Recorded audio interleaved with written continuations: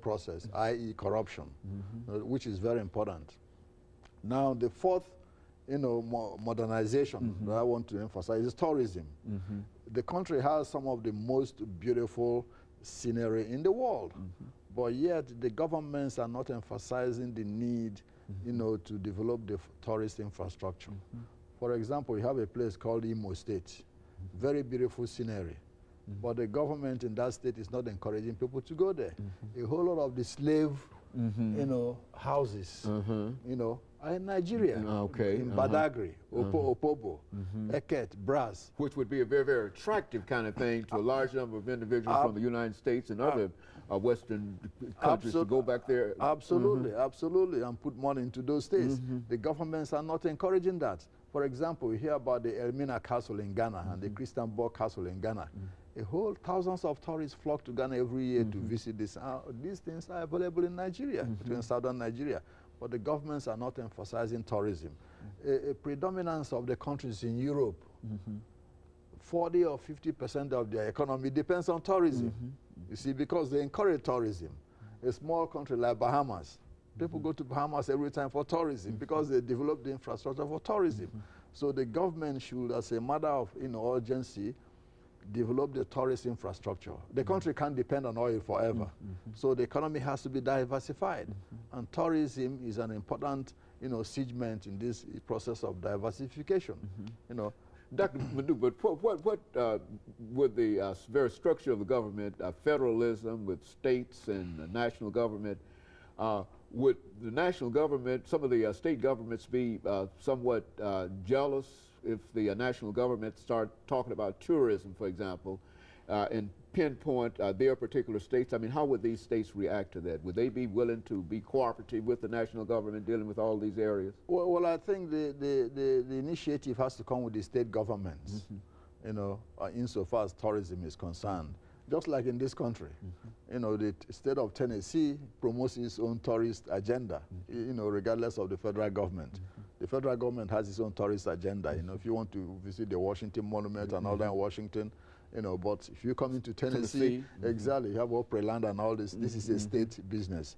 So the same applies in Nigeria. The states have to, encourage, the need for tourists to come. That means building the infrastructure needed, to encourage tourists, hotels, security, et cetera, et cetera. And so all of these things, and so Dr. Madu, I think we have about 3 minutes before we end the show for today. But let's give you an opportunity to sort of summarize and perhaps break some new ground in reference to some of the things that you would like to see as a result or the implications of this particular election. Well, I think insofar as it's a historic elections, I think the new president, what I want to see is for him to build on what has already been done, regardless of how imperfect the present system is. But it can be perfected. The United States has gone through over 200 years of perfecting the government, adjusting and readjusting. So I think we are still in the learning process. Most of our people are impatient anyway, but you don't blame them. But at the same time, I think this is an opportune time for Nigerians to build on this democracy. In 4 years, I think we'll have a better election.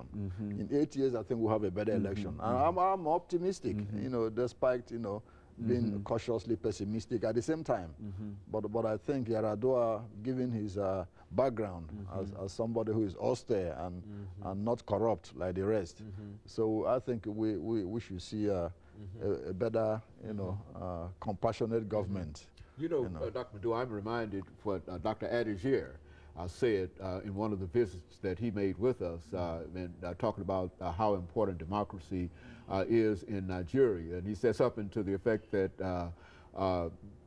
democracy is the ship in Nigeria and everything else is the sea, which is to say that the only way that Nigeria can really go from this particular point is toward democracy. It really cannot go back. And absolutely. So in a real sense, you're saying that this election has kept a large number of folks in the ship, you see, rather than in the sea. Absolutely. Very good. Absolutely. I think so. And that's why I'm optimistic of the future.